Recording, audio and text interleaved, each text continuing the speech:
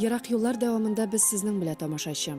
Кыш айларында зәһәр суыклар булганда кояш үзенең яңа бер үзгә матурлыгы белән дә гаҗәпләндерә. Менә ул. Аны халык кояш кылагы дип атый. Без гади кеше өчен ул кыш уртасындагы Салават күпере кебек.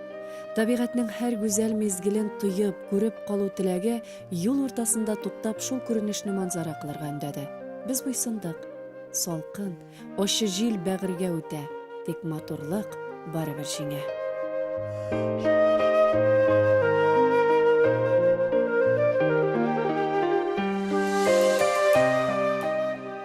Алдыбызда аппак шәлен ябынган кыш. Biz аны bütün үзгәрешләре белән ничек бар шулай кабул итәбез. Удмуртия Республикасы искиткеч матур урманнары белән аерылып тора.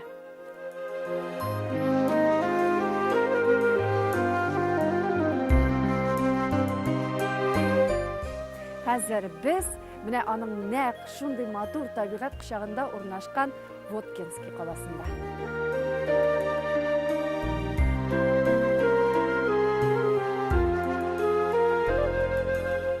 Воткинский каласының тарихы 1759 елдан башлана. Ә менә әлеге һәйкәл шул елларның шаһиты. Үткәннәрдә татарлар изе дә күп. Алар гомер-гомергә үзләрен танытып, горур булып яши белгәннәр.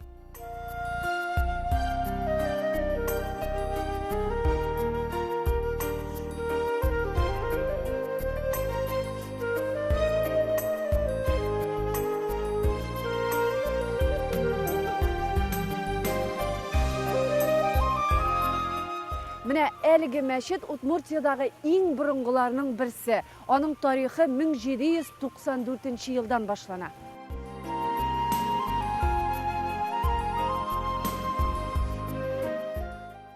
Әлхәмдүлилләһ, бу мәчетебез бер көндә ябылмыйча, хәтта авыр вакытларда да мәчетләрне, ширкәүләрне җимергән вакытларда да мәчет эшләп калды.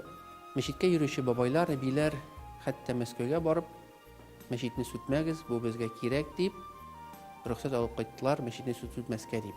Аның 1920 былгавыр елларда ничек исән кала алуы хакында безгә нәкъ менә шул елларда хәзрәт булган кешенең оныгы Җәмилә Рәшит кызы сөйләде. Бу мәчетне ябабыз дигәндә, минем бабаем монда хәзрәт булып эшләгән. Каһир хәзрәт Хәбиров. Монда аның ярдәмчеләре дә бик яхшы булган. Шул бабайлар җыелышып, Мәскәүләргә хатлар язып, бөтен җирләргә йөреп, түрәләргә йөреп, шушы мәчетне саклап калганнар. Әбием минем абыстай булган, бабаем да әбием дә бик зур укымышлы, гарәбиләрендә укып кайтканнар, светское образование мәгълүматлары да бар. Шуңа күрә менә шушы бабайлар саклап калган мәчетне без инде хәзер безнең бурычыбыз нинди дип уйлыйм. Бу мәчетне яңартырга, бу мәчеткә ярдәм итәргә, күбрәк халыкны шушы мәчеткә җыярга.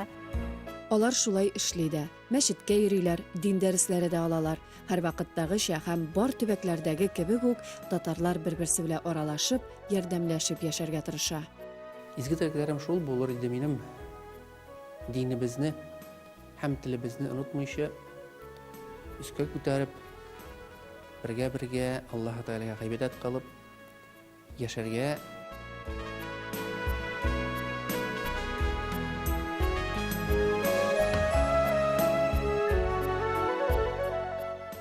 Россиянең иң матур шәһәренә рәхим итегез дип каршы алдылар безне, шушында үз тормышларын көйләп, кыйблаларын табып гомер итүче татар ир-егетләребез. 2 көн нәкъ менә шул булдыклы ул кызларыбыз белән аралашып, шәһәрдәге татарлар очраша торган урыннарны күреп, шушы шәһәр өчен кылган матур гамәлләрен барлап, кыскасы татарларның яшәешен күзәтеп үтте. Беләсезме? Килеп кергәндә кичкенә генә, төзелеше белән дә күп кенә район үзәкләреннән әллә ни аерылмаган кала күзгә күренеп күркәмләнә башлады. Кызыклы очрашуларыбыз күп булды шул. Аннан соң чын күңелдән ышансаң, әкияттә дә чын барлык ачыклана бит.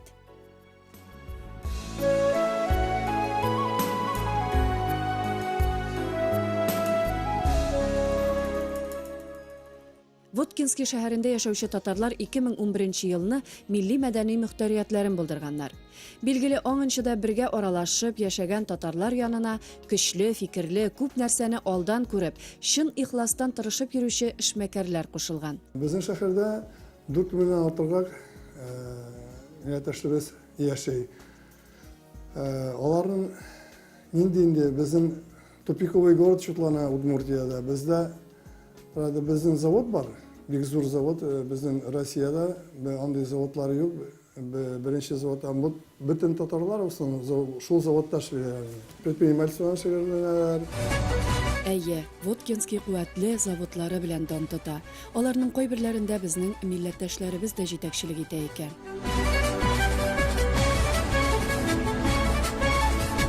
Этот завод был построен в 1970 году.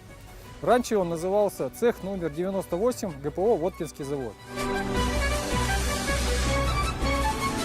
Мы производим марку 100, 125. Летом мы планируем произвести марку 150. Һәр эшнең үз авырлыгы бар, ләкин монда төгәллек, беләк кешеннән тыш тузанны техниканың каты тавышын җиңәрдәй түземлелек тә кирәк. Күпләрнең сабырлыгы җитмәгән хезмәт бу. Юкка гына безнең телдә эшең җиңел, кирпеч ташымыйсың дигән әйтем йөрмидер. Хак, бу иң авыр хезмәтләрнең берсе.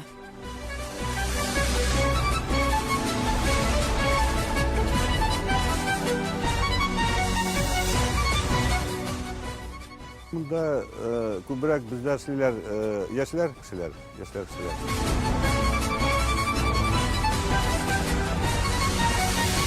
Самое главное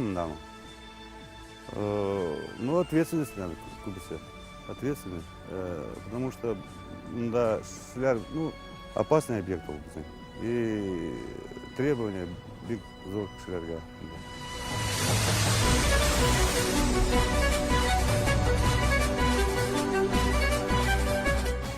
Чем хорош данный продукт, он экологически чистый, изготавливается из природных ресурсов, базальтового щебня. Он абсолютно не горючий, не токсичен. У нас очень хороший коллектив и очень дружный. Скажем, работать интересно, производить новые продукты.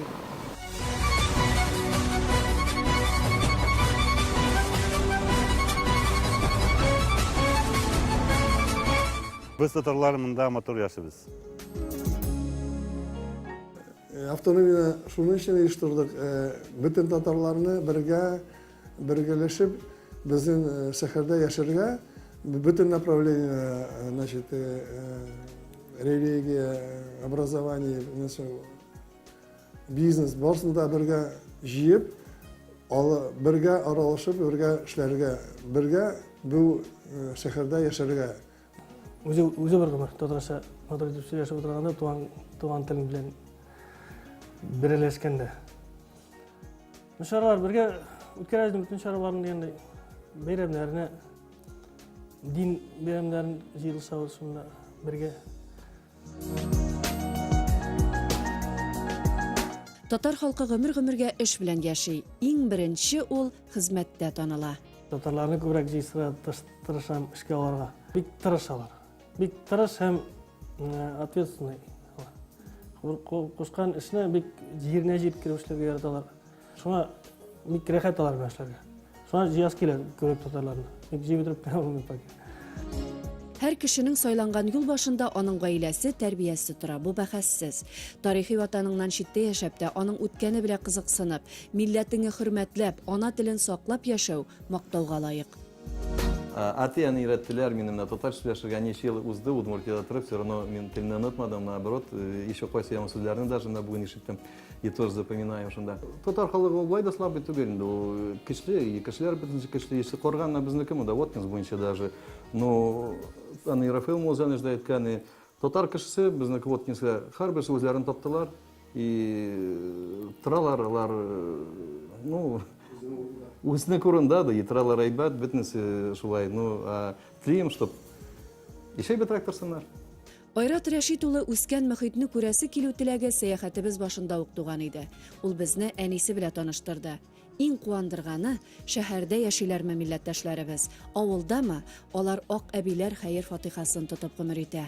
Горурланам татарлыгым белән. Үпкәләми моңа булайда татар итеп тудырганы өчен мең рәхмәтлемен Худайга. Әниса апа безне тиз арада ихласлыгы, чисталыгы, иманлы, акыллы сүзләре белән таң калдырды. Без күбрәк тәрбия хакында сөйләштек. Өйдә кирәк бөтен тәртипкә өйрәтергә. Урамга ышкылганны ышанырга ярамай. Бөтен эшне өйдә ата-ана үзенең теле белән сөйләшсен. Аларны үз теленә өйрәтсен. Бөтен тауфиклылык өйдән килә. Менә безнең 3 бала булды. Безнең өйдә урыс телендә сөйләшү булмады. Шушында нихәтле күршеләребез дә урыс үз йортыбыз белән тордык. Гел үз телебездә әтәләре, военный кеше безнең аны утыра. Шундай кеше булса да, ул балаларын гел татар телендә өйрәтте. Алар бөтен гореф-гадәтләрне өйрәнеп, бөтен тәртипкә өйрәнеп үстеләр. Менә Аллага шөкер, хәзер шундай зур эшләр алып баралар. Кызым 30 ел балалар укытты. Барысы да институт бетерделәр, барысы да шундай әйбәт эшләрдә эшлиләр. Әңгәмә корган мәлдә Әниса апаның калфагына игътибар иттек. Тарихы белән кызыксындык. Баксаң, калфак тарихына гаилә язмышы салынган икән бит. Бу минем калган биянамнан. Алар булганнар миллионер. Алар Усы каласында яшәгәннәр. Алар бик зур эшләр алып барганнар. Аннан соң менә шунда Воткинскийга килеп бик зур йортлар салганнар. Әти булган, биятай булган мулла указны монда җибәргәннәр Уфадан. Шулай итеп, бу калфак бөтен байлыкта менә шу бер калфак сакланып калган ничә елларга. Бөтен байлык беткән, талап алып бетергәннәр, инде бер нәрсә калмаган. Өйләр монда, школ булды, яртысы садик булды. Шул хәтле дөньяларны җиткергәч, аларны талап үзләре җибәреп еракка куядыр. Шулай итеп, шуннан калган калфак бу. Ничә ел инде бу калфакка? Бу калфакка хәзер бу калфакка 100 ел бар инде. Әле бит ул әнинең әнәсеннән калган биянайның. Менә син аны саклап, яратып киясең инде. Саклыймын. Ята ул минеке менә шундай шатларда киям. Ашларга киеп барам, мәчеткә киеп барам. Бүтәннәре дә бар. Бүтәннәре бит инде бу түгел, бу бит инҗидән генә ясалган. Шундай хәлләр. Әйе, ныклы, чын затлы. Әниса апаның инҗи калфагыннан, изге теләкләреннән рухланып, юлыбызны дәвам иттек. Моңлы җаным мең кисәккә ярып шигъри юллар төшә күңелгә. Воткинскийда каләм тибрәтүчеләр байтак. Шуларның берсе Тургай татар халык ансамбле җитәкчесе Гөлфия Исхакова.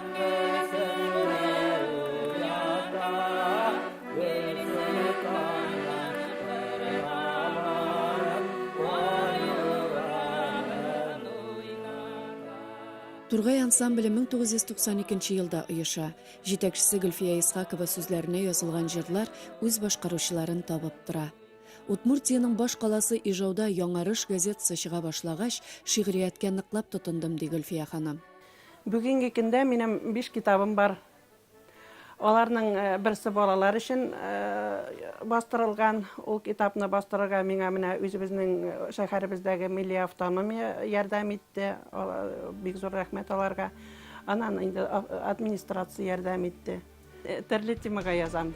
Ул беләсезме, минем хәләттән тора дип әйтергә инде бер көнне мин менә шул милләт өчен кайгырам икән. Минем күп кенә шигырьләрем бар милләт турында язылган. Аның киләчәге, үткәне турында, менә булачагы турында уйланып, аларны күбрәк үзебезгә тартасы килә. Минемчә безнең бөтен эшебездә менә бу милли автономияның, безнең эшебездә шул үзебезнең культурабызны, үзебезнең халкыбызны күбрәк менә ничек әйтергә тартырга үзебезнең милләтебез ягына. Онытмасыннар дип инде менә шулай яшибез инде үзебезчә ярдәм итеп, үзебезчә көч куеп. Киләчәккә өмет баглыйм, үз урыным җирдә барлыйм. Сездә шигырьләрем, милләтемә мин дан җырлыйм, татарымны 1000 кат зурлыйм. Сездә шигырьләрем. Телләреме шуар гармоныңның, йөрәгеңдә сагыш сөюме. Эй гармончы, сайрат гармоныңны, тарат әле әрнү көюне.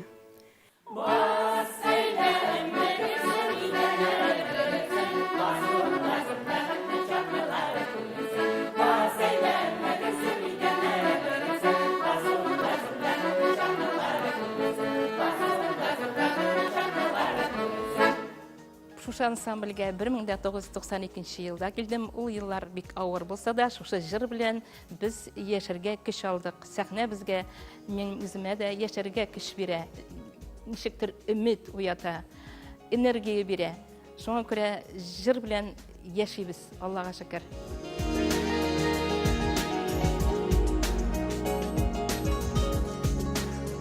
Көнне төн алыштырды, ә безнең узган юлларыбызга яңа чакрымнар өстәлде. Иң мөһиме яңа матур очрашулар.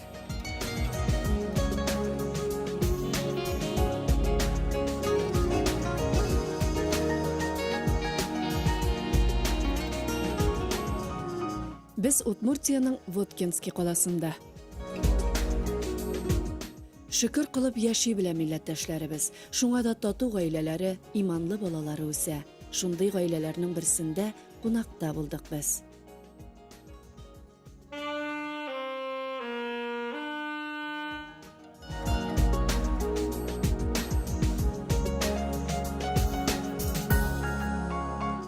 Біздің әттелер, әнелер, бабайлар, әбилер бик динлі болғандар. Алар дин ішін бик көп ішін бергенлер. Бүтін балалар, бүтін апалар, төтелер барса да динлі біздің.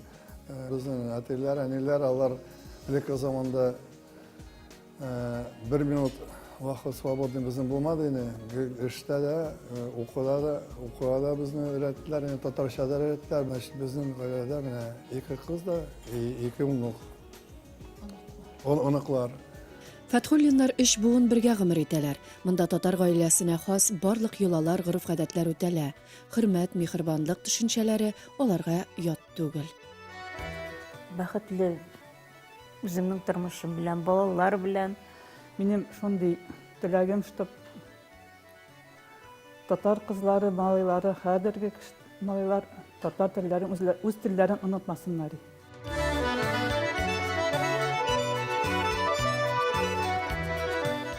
Балалар дигәндә Воткинский шәһәрендә татар гаиләләре нарасыйларын татар телен өйрәтүче 2 төркеме булган. 42нче балалар бакчасына бирә алалар. Чәчәкләр һәм җиләкләр дип исемләнгән әлеге төркемнәрдә татар мөхите.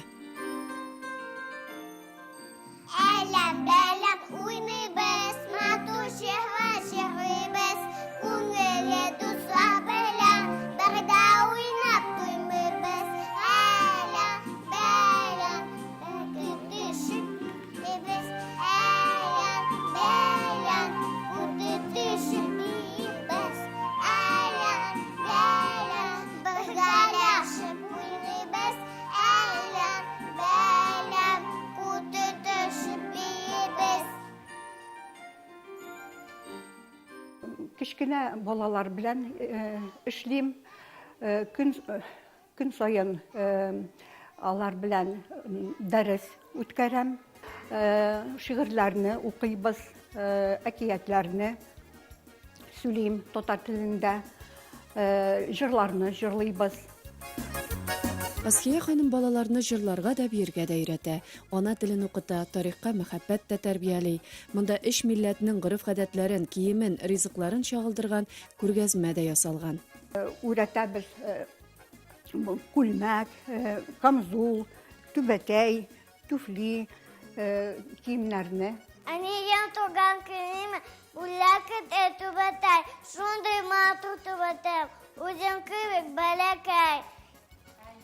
Annem akselyen tizip, şikin yaşıl bakıtlı, bol tubanda tubatayım, bugün büyük bakıtlı. Anneler, әтиләр әйттеләр, без татар телен өйрәтергә максат. Удовольствие получают как дети, так и родители. Я думаю, что вот эту потребность мы удовлетворяем, родительскую вот эту потребность в обучении второго языка. Родного языка. Эй, безда уйныбыз, изми безда куймыбыз, бик узак уйнасакта, безда уйнап туймыбыз. Сделала образцы татарского орнамента, чтобы дети знакомились, видели красоту татарского орнамента, использовали его в любой деятельности.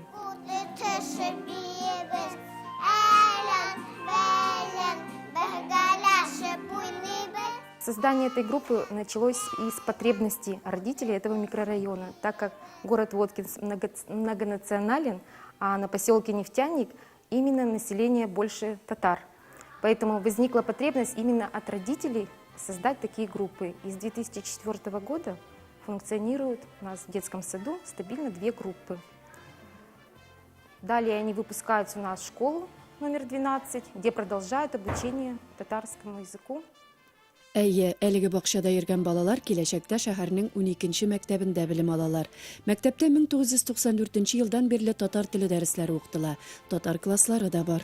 Мы ставим такие цели, чтобы ребята изучали татарский язык, умели общаться. Но вот хочу сказать, что каждое утро, встречая детей, я всегда с ними здороваюсь на татарском языке. Мин яратам укуларга, жырларга.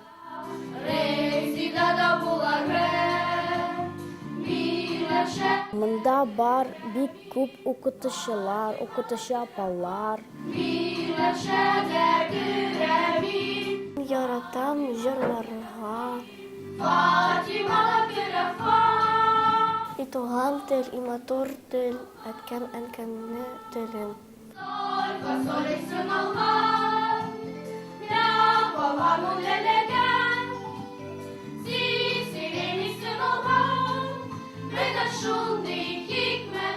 Шул хәтле мин бәхетле бу балалар белән. Алар җырлыйлар да, бийләр дә, рәхәтләнеп укыйлар да. Менә бу беренче сыйныфтан 4-кә хәтле 9 гына бала булды безнең сыйныфта. 2-се аларның отличник булды. 5-се ударник булып укыды. Шулай итеп без бик тырышып эшлибез.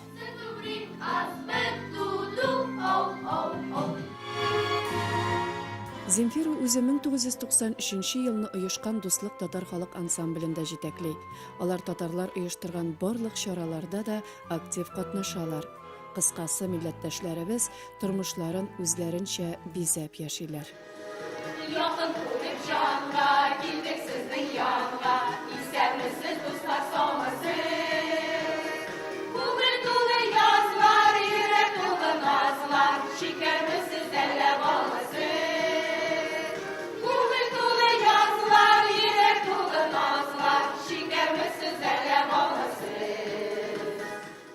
Не кешенең шундый җанында каны дигәндәй татар каны ага бит инде кешенең. Шуның өчен бергәләп җырлар җырлап, биеп, бергәләп оралышып, шулай итеп бик матур итеп яшәп шулай итеп торабыз инде без менә.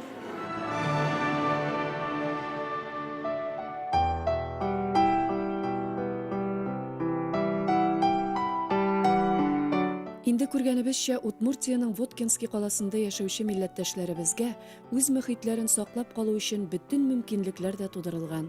Алар шәһәр җитәкчелеге белән дә тату мөгамәләдә.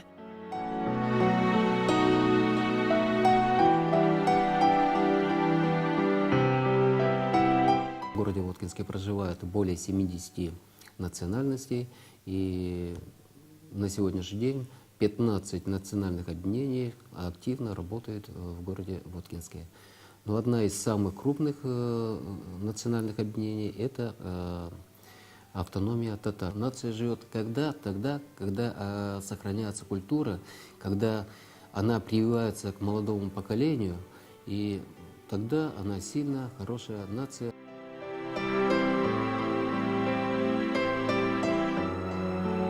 Удмуртия республикасында урнашкан Воткинский күп милләтле шәһәр. Татарлар үзләренең тырыш, булдыклы булулары белән аерылып торалар. Аларның күбесе шушында туган, яшәүнең кыйммәтен тапкан. Гомер иткән җир иң кадерлесе. Сине анда беләләр, яраталар, көтәләр. Кешегә бәхетле булыр өчен үзенең кирәклеген тою зарур. Воткинск каласында Геройлар аллеясы бар. Нәк үзәгендә безнең киләчәк буынга мөрәҗәгать калдырылган. Үткәннәрне онытмыйча, бәхетлерәк яшәргә тиешбез. Ата-бабаларыбыз мөрәҗәгатен, мирасын тапшырып, безгә өметләр баглый. Шуның белән кабат барлыгын таныта. Рәхмәт сиңа, халкым.